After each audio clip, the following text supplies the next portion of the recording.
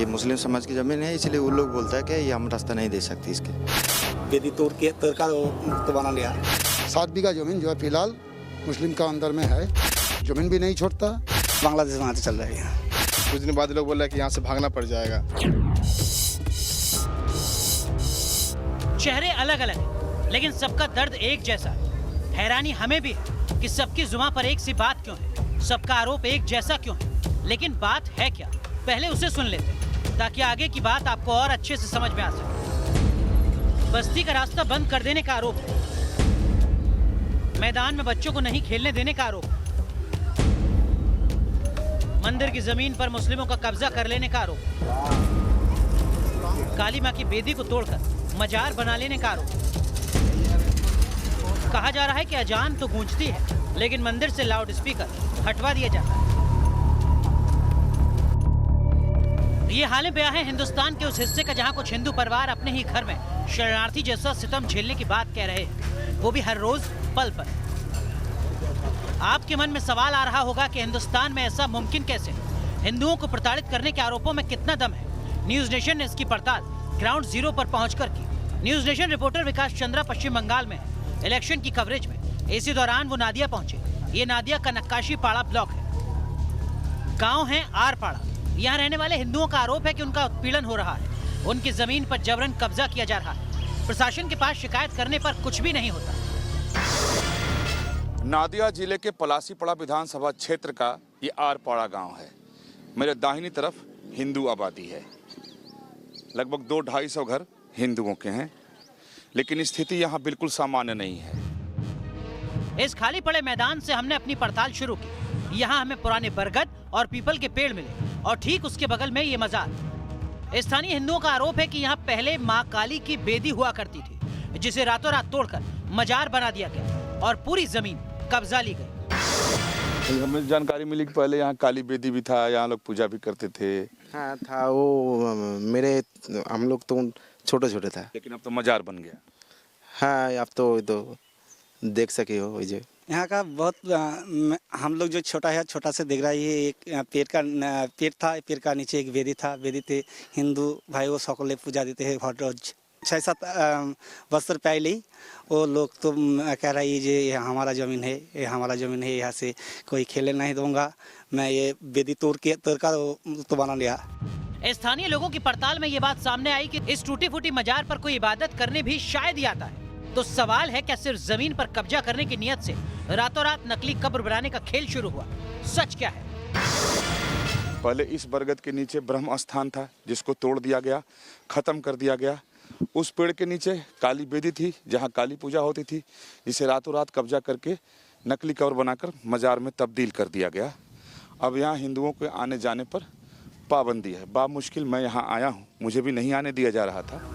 अब फिर से स्पॉट पर चले। खाली मैदान में एक तरफ स्कूल बना है। लोगों से बात करने पर पता चला कि एक ब्राह्मण परिवार ने इसी स्कूल के लिए ये जमीन दान में दी थी, जिसके एक हिस्से में खेलने के लिए प्लेग्राउंड छोड़ा गया था। लेकिन जमीन पर कब्जा करने के बाद अब यहाँ बच्चों को खेलने की भी इजाजत नहीं। बात सिर्फ इतनी ही नहीं, इस जमीन के चलते गांव के करीब 50 परिवारों को मेन रोड तक जाने के लिए रास्ता नहीं मिल पा रहा है। इधर के ये मुस्लिम समाज की जमीन है। हाँ, ये मुस्लिम समाज की ज़मीन है, इसलिए वो लोग बोलता है कि ये हम रास्ता नहीं दे सकते इसके यहाँ से। और एक बिजली की बंद कर देंगे तो कहाँ से आएंगे जाएंगे ये लोग? ये लोग बंद कर देगा तो इन लोगों को जाने का कोई रास्ता नहीं, घूम के आना पड़ेगा। कम से कम 4-5 किलोमीटर घूम के आना पड़ेगा। आरपाड़ा गांव की डेमोग्राफी की बात करें तो यहाँ हिंदू मुस्लिम आबादी एक समान है, यानी 50-50। लेकिन फिर भी हिंदू अपने ऊपर कई तरह की पाबंदियों की बात कह रहे हैं, जो सिर्फ जमीन पर कब्जे तक सीमित नहीं। पूजा पाठ और धार्मिक रीति रिवाज हर तरफ टोका-टाकी है। जो जानकारी मिली कि ये जमीन आरपाड़ा के ही एक ब्राह्मण परिवार का था, जिन्होंने स्कूल को दान दिया था। स्कूल तो है और आधा मैदान था बच्चों के खेलने के लिए, और अब उस पर कब्जा किया जा चुका है। यानी लैंड जिहाद का एक जीता जागता नमूना ठीक मेरे पीछे है, और वो भी पूरी दादागिरी के साथ। इस पूरे गांव में एक बात समझ में आई कि लोग मीडिया से बात करने से कतराते हैं। वजह समझ में आती है, एक खास वर्ग का दबदबा है। फिर कुछ लोगों ने कैमरे पर बोलने की हिम्मत जुटाई। आप लोग लाउड स्पीकर नहीं बजा सकते, हरिनाम संकीर्तन नहीं कर सकते। लाउड स्पीकर जोर से बजाने के लिए बाधा प्राप्त करे एरा অন্যান্য সম্প্রদায় যারা আছে তারা বাধা সৃষ্টি করে লাউড স্পিকার জোরে বাজালে। অনেক সময় পুজো অনুষ্ঠানের ক্ষেত্রে রাস্তা দিয়ে অনেক আমাদের হিন্দু মহিলারা যাতায়াত করে, প্রতিবেশী গ্রাম যে সমস্ত এই মেলায় অংশগ্রহণ করে মুসলিম সম্প্রদায় যে সমস্ত ব্যক্তি এখানকার মুসলিম আমাদের হিন্দু সম্প্রদায় से টোন টিক্কারও করে। गांव में कई जगह इस तरह का जमीन विवाद दिखता है। अब ये दूसरा एग्जाम्पल लीजिए। एक और शिव मंदिर पर हमारी टीम पहुंची। आरोप है कि इस मंदिर की 7 बीघा जमीन पर मुसलमानों का अवैध कब्जा है। 7 बीघा जमीन जो है फिलहाल मुस्लिम का अंदर में है। उन लोग भाग बदरा कुछ नहीं देता, ऐसा जमीन भी नहीं छोड़ता। आरपाड़ा में करीब 1000 हिंदू परिवार हैं, लेकिन वो कहते हैं कि वो अपने मंदिरों पर लाउड स्पीकर नहीं बजा सकते। घरों में रामायण पाठ या दूसरे धार्मिक आयोजनों पर भी लाउड स्पीकर का इस्तेमाल नहीं कर सकते। जबकि गांव में 6 मस्जिद जिनमें लगे लाउड स्पीकर में फुल वॉल्यूम पर 5 वक्त की अजान दी जाती है। हिंदू कहते हैं कि अजान हो, लेकिन उनके मंदिर से भजन भी लाउड स्पीकर पर होना चाहिए। वो पूछते हैं कि ऐसा नहीं तो बंगाल और बांग्लादेश में फर्क क्या है। এই সরকার আসার পরে হিন্দু মুসলমানের সাম্প্রদায়িক মনোভাবটাই পশ্চিমবাংলায় বেশি সৃষ্টি হয়েছে। एकदम ये बांग्लादेश बनाते चला जा रहा है। हाँ, बांग्लादेश बनाते चल रही है। हिंदुओं के ऐसे सवाल पर हमें भी यकीन नहीं हो रहा था, लिहाजा हम उसका सवाल लेकर मुस्लिम समुदाय के लोगों के बीच पहुंचे। मंदिर मजार की जमीन विवाद को लेकर पूछा तो उनका जवाब था, जमीन 16 आने मुस्लिमों की है, उनके पास उसके कागजात भी मौजूद हैं। हमारा बचपन से कब को कितना साल का है हमारे को पता ही नहीं है ये कब का है ये, ठीक है। तो ये रास्ता इधर से है नहीं, रास्ता ये आगे से है, ठीक है। ज़मीन है मोहम्मदम का है, तो कागज़ भी है इसका, डॉक्यूमेंट भी है।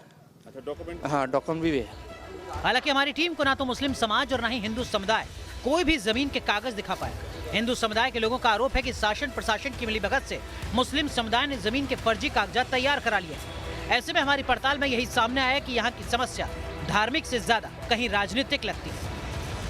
विकास चंद्रा के साथ टीम न्यूज नेशन।